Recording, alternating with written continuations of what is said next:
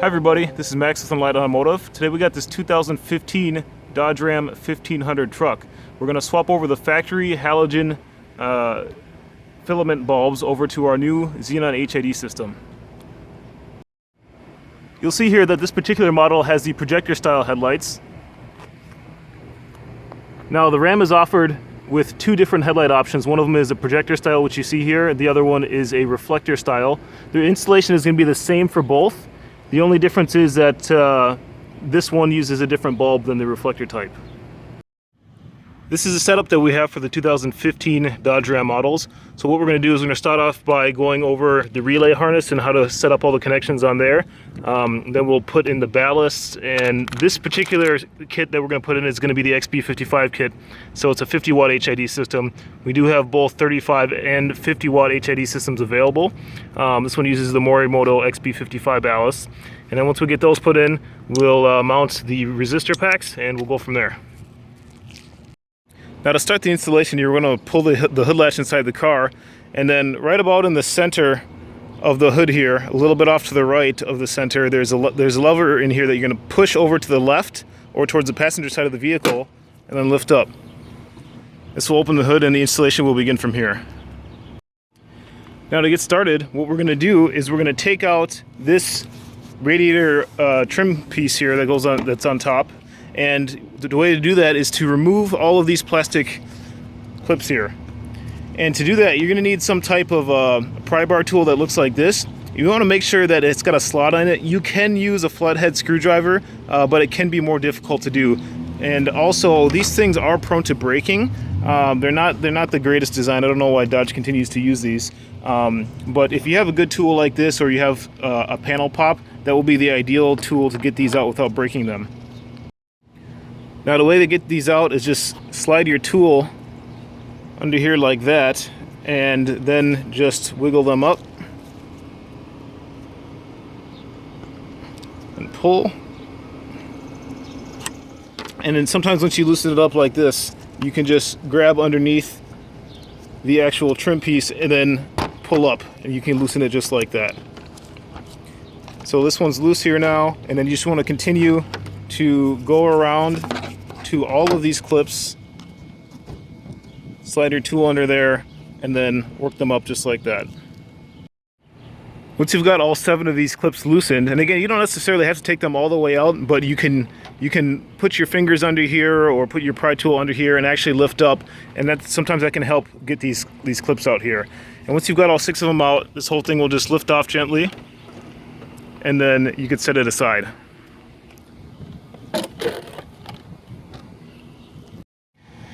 Now what you want to do is go over to either the passenger or driver's side wheel well and look underneath, and you're going to find that there's this plastic cap here. And in order to remove this plastic cap, there's a little plastic clip down here. Just take a flathead screwdriver, or again like a pry tool or a panel pop, and insert it in between, if we can see this, insert it in between the top part of the plastic clip and the bottom part, and just gently twist and trying to get some space between them, and then usually you can pull this out with your fingers. Once you get it loose, it'll come out like that. Now inside of this flap here, you can see that there is a white lever, and what you're going to do is you're going to reach your hand in there, and you're going to secure that white, or you're going to loosen that white lever by pushing up. You can see that I just pushed it up there with my fingers. That allows you to take the actual headlight housing out. And you're going to do this on both sides of the vehicle. Now for the next step, we need to loosen the front grille. That way we can access bolts to remove the actual headlight housing. And to do that, you're just going to need a 10mm socket, and there's going to be 1, 2, 3, 4 bolts. Take all of those out, and then we'll move on to the clips. Once you've got all 4 bolts taken out, now you can see that this is a little loose here, and the rest of the grill is held in by plastic clips. So if you see in here, I'm going to insert a flathead screwdriver in between this plastic piece and the grill, which is right there, and then just gently pry out until you hear the clip pop. And then you're going to go over to the other side and do the same thing. Again, here now we're on the passenger side. Hopefully you can see the gap where you put the screwdriver, and then just gently pry out until the grill pops out like that. Now there are a couple more clips that are on the bottom of the grill. You actually don't need to take those out if you don't want to. What we're going to do is we're going to use a long extension to access that silver bolt right there where my finger is. We're going to loosen that one, and we're also going to loosen this one here on both the passenger and the driver's side, and that will allow you to take out the entire headlight housing. Now to take out the actual headlights, you can see that I've got this long extension. I've taken a long length extension and a short length extension with a deep 10mm socket. And what we're going to do here is loosen that bolt down in there. You can see that. So use this to loosen the bolt. It is a pretty long bolt, so if you're doing this with a manual socket wrench, then it might take a little while. And then also we're going to do the same thing to remove that bolt right there. Once you've removed this bolt here, and you've loosened the bolt on the bottom all the way, what you can do is just lean the grill forward a little bit, reach your arm down into the bottom, and then get your two fingers around the bolt and then just lift it up, just like that. And now we can take out the entire headlight housing. Now to remove the whole headlight housing, what you want to do is you want to take one hand, put your fingers up here, there's a little ridge, and then take your other hand and just get your fingers in the ridge on the side here, and you're going to pull the whole headlight housing out towards the front of the vehicle. So once you get it to pop out, you'll hear a little kind of thud when it comes out. What you want to do is lift out this corner first, just push it forward, lift this corner out first, and then you can take the headlight out in this direction. Now once you've got the headlight out about this far, come around to the back side, and you're going to see that there is a cable plugged into the back of the housing, which looks like this. Now there's a tab, you can see that here. There's a tab on the top of this connector here, and what you want to do is you want to push the tab back away from the headlight housing, and this can be a little tricky to do, but you want to push it back, and at the same time you want to apply pressure to the connector. I can't do this with one hand right now, but you can also use a flathead screwdriver and insert it where my finger is, and again you want to push the tab that's there back, and you want to pull on the connector at the same time. This will allow you to remove the connector from the headlight. Now in order to actually access the bulb that's in here, we need to remove this plastic cap that's on the back. And you can see that there are a couple of bolts here. You want to take those out, and then this cap will come off. Now once you've got the cap off here, this here will be where the low beam bulb is located. The high beam is also in there, so if you are installing HID high beams, the installation is going to be exactly the same, except for this will be the high beam bulb in here where my finger is. Now to remove this bulb, we're just going to do the low beams here today. Just lift up on this gray tab gently. Don't pull too hard or else you'll break the tab. Disconnect this one and then twist the bulb counterclockwise and then slide it out just like that. Now before we actually put the HID bulb into the socket where we just took out the factory bulb, what we need to do is to prepare the headlight cap and the bulb harness. We actually need to feed a couple wires through the factory headlight cap, and to do that what we're going to do is we're going to drill a 25mm diameter hole in this region here, and to do that you can either use a spade bit or I have a stepper bit here. And so kind of find the center location of this headlight cap and then drill a hole there, and then what we're going to do is we're going to feed the bulb harness through and use this blue rubber grommet to put one side of the grommet on this back side of the cap, and then another side will sit on the inside, and this will seal the hole. Now once you've got the hole drilled, you can see I've drilled the hole in the cap here. You want to feed in this end of the bulb harness with the two blue connectors and the black connectors. Make sure you feed it from the inside to the outside, and then push it through like this, and then you're gonna basically wedge the headlight cap in between both halves of the rubber grommet. So once you've got that part done, it should look just like this. And this will be exactly the same for both the passenger and the driver side. Now at this point you can remove the protective cover that's on the bulb, and now we'll take the 3 tabs that are there and line it up with the 3 openings in the headlight socket. So one of these tabs is larger, which is where my index finger is here. That will start out by aligning at the bottom.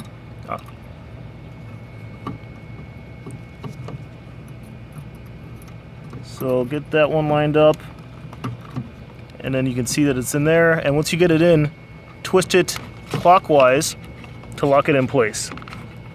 And make sure that it's nice and snug. Just like that. Now the next step is to take this gray connector here, which is the factory power connector for the headlight bulb, and we're going to plug it into this black one. Now the polarity of this is important because eventually what this will do is power the ballast, the H80 ballast, and if the orientation of this connection here is wrong, the ballast will not come on. Now typically the blue wire here will be the 12 volt positive and the black wire will be the ground. That might not always be the case. So just know that if you hook everything up in the end and the lights don't turn on, you might need to flip around this connection 180 degrees. So what I'm going to do is orient this connector so that the red wire is lined up with the blue wire and the black wire is lined up with the silver wire on this harness here. Now once you've got this done, basically what you want to do is you want to tuck away the wires in here and then reinstall the headlight cap, and then put all of the bolts back in to seal everything back up. Here you can see I've got the passenger side headlight all ready to go. I took the cap off, put the bulb in, got a hole drilled there in the headlight cap and fed everything through just like the driver's side. So before we go into the vehicle, I've just unwrapped the relay harness here, and let's just walk over the connections that are on this harness. So here you can see coming out of the relay pack, there is a ground cable. This will go to the negative terminal of the battery. You can tell that there's 2 black wires here and a ring terminal. That is the battery negative. And also coming out of the relay pack, we have this thick red cable with a ring terminal. This will be the battery positive. You can see that there's a nice waterproof fuse holder here. And there's a couple other connections. Now, there's a couple of short connections coming out of the relay pack, and then there's one long one. So we'll just focus on the short ones here. This is going to be the input power connector, which will ultimately go to the ballast. This will power the ballast on the driver's side of the vehicle. This is going to be the input. This actually triggers the relay to turn it on, and we're going to hook this up to our interface harness, which we'll get to in a little bit here. And then on the other side, this will stretch across the front of the vehicle over to the passenger side, and this will power the ballast on the passenger side of the vehicle. You can also see that there's also a ring terminal here which will serve as a ground. So here we are at the battery of the vehicle. Now what you're going to do is you're just going to loosen this nut here. Don't take it all the way out. On this, on most of these vehicles, this stud here is flared out at the top. So if you try to take the nut all the way off, it's going to stop and it's going to bind. So just loosen this up a little bit, and then we're going to modify the ring terminal in order to get on there. And then here for the positive terminal, just take this, lift it up, comes up very easily, and you can pick either one of these connections here. Just pop off this silicone cap and remove one of the nuts, and just keep whichever cable that is connected to it, keep it on there. And we're going to put the positive terminal here, and then we're going to modify the ring terminal on the negative side and put it there. So excuse the wind if the audio is not coming in good. So here is that ring terminal that we talked about, and what we're going to do is we're going to use a cutting tool like this and just make this into a U-terminal. So you're just going to make a cut here and a cut there and make it into a U-terminal. Once you've modified the ring terminal, it should look just like this. And then what you can do after you've loosened this nut here is just slide it into place like that, and then snug it down, and then take your 10mm wrench or your 10mm socket and tighten it down. Here you can see that we've got the positive terminal connected. This is tightened down, and then just stick your silicone cap back on the top. And don't forget to put the positive terminal plastic cover back in place. Now to mount the relay pack, there is a factory bracket here. It's a plastic bracket with a little hole, and what you can do is take this bracket for the relay pack, line it up with the hole, and now either you can put a nut and a bolt in there to tie it together, or you can use a zip tie and link it around that hole to hold the relay pack in place. I'm going to use a nut and a bolt. Here you can see that I've mounted the relay pack with a nut and bolt. This will be supplied with the kit. It'll come with a couple of extra nuts and bolts that you can use at your leisure. And also what I've done is I've taken a zip tie and I've secured the relay harness cables to a factory harness, which is where my finger is here. You want to make sure that all the wires are secure and nothing's flapping around. You don't want it hitting any moving parts or anything like that. At this point, we're going to switch over to mounting the ballast. So here we've got the Morimoto XB55 ballasts. So take this guy out, and each ballast will come with its own igniter. So that's what this is. This system uses a separate igniter module. It's not integrated. So take that guy out. You can see what that looks like. And now this 3-pin connector here will plug into the 3-pin connector on the ballast. So we'll go ahead and do that. It should look just like this. And eventually this will plug into the harness on the back of the HID bulbs. So I get a lot of people asking me, how do I mount the ballast on this vehicle? There's really not one perfect way to do it. You can do it in whatever way that you find is convenient, or that suits your liking, as long as it's not interfering with any functions of the vehicle or any moving parts. Now, the way that I'm going to mount these Morimoto ballasts is, here you can see I'm on the driver's side of the vehicle. After you take the headlight out, there's going to be this plastic frame here. And what I've done is I've just fed the cable for the igniter around this post here, and you can actually just slide the ballasts in the space between the frame and the metal core support in there. And then now what I'm going to do is I'm going to use the supplied zip ties with the kit. I'm going to wrap it around this support here, this plastic support, and basically secure the ballast to this piece right there, and it'll just sit there. Here you can see I've used the supplied zip ties. I've linked 2 zip ties together. That way you can wrap it all the way around the circumference of this mounting location. And it's nice and solid. It's not going to go anywhere. And we can still have access to the power connector. All right, back to the interface harness now. What you're going to do is you're going to find this end of the interface harness, which looks like this. There's going to be an open connector like that, and then another connector.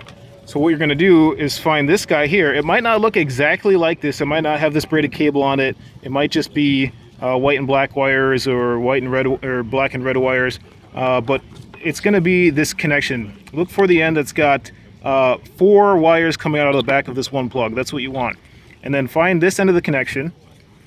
And what we're going to do is we're going to put this into the resistor pack that we just mounted. So you're going to find this guy at the bottom of the resistor pack and connect that end of the interface harness into this. Okay, one more thing on the interface harness. You're going to find that there's another ground terminal, and what we're going to do, there's a chassis ground right here. Just take that bolt out, slide on the ring terminal, tighten it back, and that will serve as our chassis ground for the interface harness. Now you're going to want to modify this ring terminal as well, simply because this bolt here it's a pretty large diameter bolt. So in order to get the ring terminal on, just turn it into a U, and then you can slide it on. Now this may be a little difficult to see, but again, here is there is the extension of the bracket from the heatsink mount past the heatsink, and I've used a zip tie to basically feed it through the hole in the bottom of the bracket and wrap it all the way around the core support here. You can put 2 zip ties together to do this because it's a pretty large circumference to do that. Now, some people might be worried like, oh, hey, don't the resistors get hot? Why are you putting a plastic zip tie there? Now, these brackets are steel. They're galvanized steel. Aluminum has a much, much higher thermal conductivity than the steel. Yes, these resistors do get hot, but the heat is going to go through the aluminum, and there's basically a big air gap here, and you're going to get, it's not going to get that hot down at the bottom of this bracket. I did have a similar setup done on one of these vehicles, and I did the same way. It was fine. All right. Here you can see I've made that connection there. Now this particular connection is not sensitive to polarity, so it doesn't matter which way it goes in, but do just make sure you get the locking tab in place there. Now the other end, which we haven't connected yet, this will go into the back of the HID bulb harness. So next on the relay harness, find the connector that looks like this, and then also grab one of the extension harnesses, which is this guy here. It might not look exactly like this, but it's just an extension harness. And then take this end of the connector and plug it in here. So make that connection, and you do want to make sure that you get the wire orientation correct. Here on the relay harness, you'll see that the white wire is going to be positive. It may be red or white, but make sure you line up the red wire on the extension harness. Usually red or white will be positive, and then silver or black will be ground, so just make sure you get that orientation correct. Now what we're going to do is going to plug this connector into the ballast. So here you can see down here, right there is where we mounted the ballast. Here's a better view, and just make sure you get the orientation correct. You can see that there's a plus on the ballast and a minus, and line up the red or the white with the plus, and the negative with the black or the silver. Push that into place, make sure the tab locks over, and there you go. Now let's prepare the interface harness, which is this guy here. Now what we're going to do is we're going to take this end of the interface harness. It's going to have the capacitor link closest to it, and plug this end into the last connector that we haven't used on the short end of the relay harness, which is this guy here. So there's a relay pack, and there's going to be a shorter cable coming off of it. And so take this connector, plug it into this end of the interface harness. Do make sure again that you get the orientation correct. These should be lined up perfectly when you receive them. There's a locking tab on this side of the connector. Make sure you line this up correctly. Here you got the red wire, which is positive, and on this side it's going to be blue. Just make sure you get the lock in there. Next thing that we're going to do is prepare the resistor pack for the driver's side of the vehicle. Now when you get the resistors, they come a little loose, just like this. All 4 of these screws will be slightly loose, and that's so you can take the supplied brackets, and there's a slot on the heatsink, which is milled into the heatsink, that you can just slide in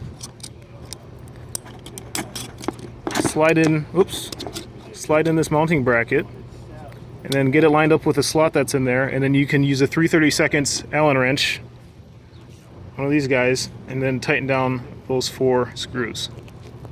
Now I'll show you where we're going to mount the heat sinks here. Again, we're on the driver's side of the vehicle, and there's a bolt here on the core support. So take this bolt out.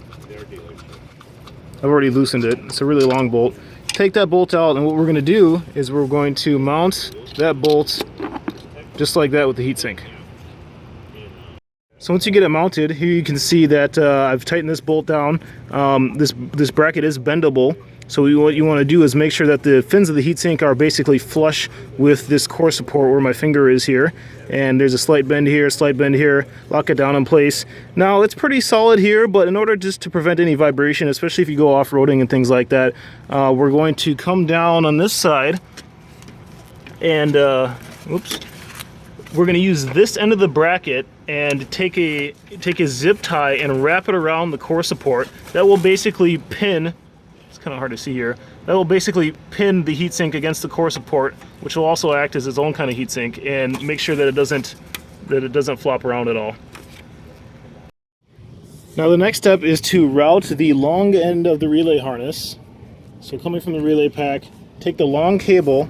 I've routed it under this factory connector here, under this radiator bracket, through here, and then all the way across the front end of the vehicle. Now what you're going to want to do is take a couple of zip ties and secure it to this factory harness, which is on the bottom here where my index finger is. Route it all the way across, feed it under this radiator bracket, down in there, and then pull it out to the other side like this. Now here on the passenger side of the vehicle, again, this is a US spec car, so passenger and driver's side might be flipped if you're in a different part of the world. Again, in this plastic support area, there are a couple of braces and brackets, and what I've done is used zip ties and I've secured the ballast in this space here. Basically, I've pinned the ballast against this plastic support and then wrapped the zip ties around here. That way it's nice and solid, it's not going to go anywhere, it's not going to flap around. And also what I've done, if you remember this cable that we just fed over to this side, I've already made that connection here. It might be difficult to see, but here you can see this is the power input connector to the ballast. I've already done that. And then what we're going to do next is take the ground cable for the ballast, or on this side of the relay harness, and put that to a chassis ground. So here on the passenger side of the vehicle, there's an air conditioning line with a bracket here. Now I've already checked the continuity of this bolt here. Since it is going into the chassis, this is a chassis ground. It does have good connectivity there. Now what we're going to do is take this ground wire coming off the input power connector to the ballast, loosen up this bolt, slide it on, tighten it down, and there you go. Now time for some resistors. What we're going to do is take this is a 13 millimeter bolt, so take a 13 millimeter socket, take this guy out, and we're going to use the bracket, again, slide the bracket under the resistors here into the slot, tighten up the 4 screws to hold it in place, and we will bend this a little bit, but I'll show you what that looks like after I mount it. Take this out, and we're going to mount the resistor pack just in this area here. Here you can see I've got the resistors mounted. I've bent this bracket here and then used this bolt that we just talked about to secure that in place. And then I've also, similar to the other side of the vehicle, I've used a zip tie and I've bent this end of the bracket around and secured it to a factory harness here with the zip tie. Again, this portion of the bracket's not going to get super hot. It'll get warm, but it won't get hot enough to melt the zip ties or anything like that. And this is nice and secure, it's not going to go anywhere. And if you have concerns about this, just remember, this is the radiator. This is the radiator, and this is high temperature plastic, so it can handle some heat. So don't worry about that. And that's it. Now we're gonna go make some more electrical connections. Okay, now take one of the extension harnesses that you're gonna get with the kit. Find this end and connect it to the resistor pack here. Now what you want to do is take the opposite end of the extension harness and feed it back into the headlight area. Where my finger is, there's basically a gap where you can feed this cable through and bring it over to the other side. Alright, now we're going to go ahead and put the headlight housing back into the vehicle. There are a couple connections you're going to have to make when we put it back in. Again, this is the extension harness that we just fed through. You're going to connect this to the back of the HID bulb harness. There's going to be a connector that will fit in there. The polarity doesn't really matter for this connection, but do make sure that you get the locking tab in. The igniter for the ballast, that's this guy. There's only 2 connectors that will fit here, so I don't know how you would screw that up. Don't try, but it should be pretty straightforward. And then there's a factory connector for the headlight housing. So make all 3 of those connections as you're putting the headlight housing back into the vehicle. So here now on the driver's side of the vehicle, we're going to put the headlight housing back in. Very similar to the passenger side. We got the igniter, make those 2 connections there. The factory connector, put that guy back into place. And also, this connector is the one that looks different, but it's the same type of plug. Just take the connector on the back of the bulb harness, the HID bulb harness, plug it into this guy there. Now, you do want to take some time and tidy up all these wires in here. So you don't want things flapping around. You can use the supply zip ties, tighten everything together. You can secure it to a factory harness like the one where my finger is. Make sure nothing's flapping around or loose. Just one more note here. Make sure when you do zip tie these wires down, make sure that there's clearance between the resistors and any wires. You don't want any of the cables or any of the wires touching the resistors. You can see that there's an airspace. Well, Maybe not from this perspective, but there's an airspace around the resistors, and at least an inch. So none of the wires are touching the blue part or the heat sinks. So make sure when you do secure it down, nothing touches those. So now before you put everything back together, before you put the grill on, you want to turn everything on, test them, make sure it works. Make sure you can see that nice crystal white light. Both sides are working. Now you can finish the installation by putting everything back together in the reverse order that we took it apart. Now, just to reverse the installation procedure that we just went over to put everything back together, make sure you put this bolt in, tighten it down, and then also use your long extension to put the bolt there on the bottom. And just for reference, now what you're going to do is you're going to reach your hand in and you're going to push the tab down just like that to lock it in place. And that's it. Now put the flap back and take your plastic clip and secure it back into place. So once you've got the headlight housing back in, just make sure you put the bolts back just in the reverse way that you took them out, tighten those down. Now make sure you put the grill back here. So you want to get the clips lined up, push them in on both sides. There's one, there's two, push it in, and then take your 4 bolts, 2, 3, and 4, and put all those back in. Just one more thing to pay attention to. When you're putting the grill back on, there are 2 different types of bolts. The one that looks like this, which has the finer thread, that goes into the metal core support, and the coarse thread pitch goes into the plastic support on the outside. Once you put the headlight housing back in on the passenger side, again, go in here in this back flap and secure that white lever or the white tab by pushing it down and locking it into place.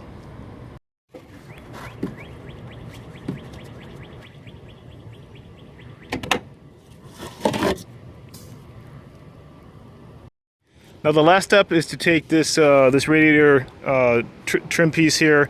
Make sure you just put everything back the way that you found it. Push in all the tabs. All you got to do is line them up in the holes, push in and secure everything back into place. And that's it. Close the hood and you're done.